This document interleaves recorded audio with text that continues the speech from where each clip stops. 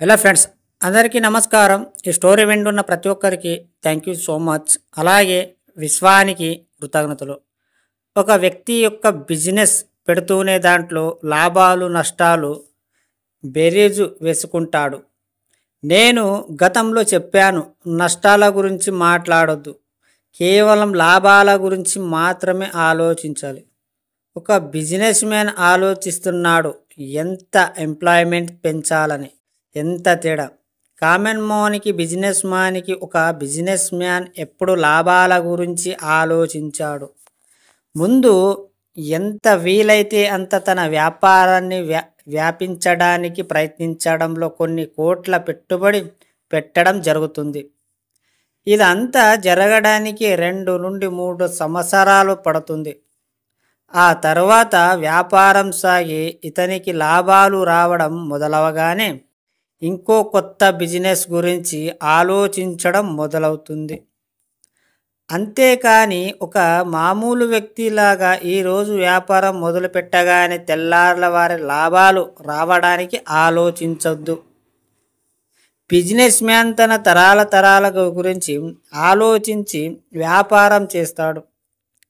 Common man తన గురించి, తన ఫ్యామిలీ గురించి మాత్రమే ఆలోచిస్తాడు. ఎంత తేడా! ఇక్కడ ఇతడు ఒక్కసారి లాస్ అయితే మళ్ళీ కోలుకోవడం కష్టం.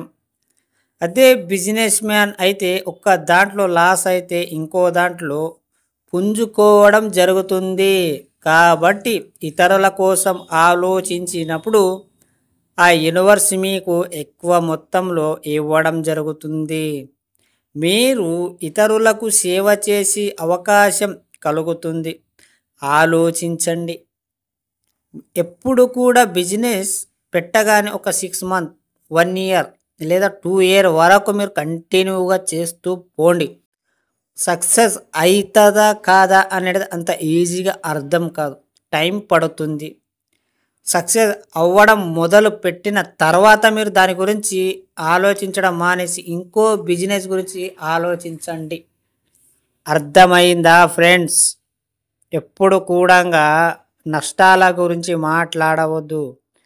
ఎలా ప్రాఫిట్ చేసుకోవాలి, ఇంకా అంతకు రెట్టింపు ఎలా పెంచాలి, ఎలా అందరికీ తెలియాలి అనే విధంగా మీరు ఆలోచించాలి.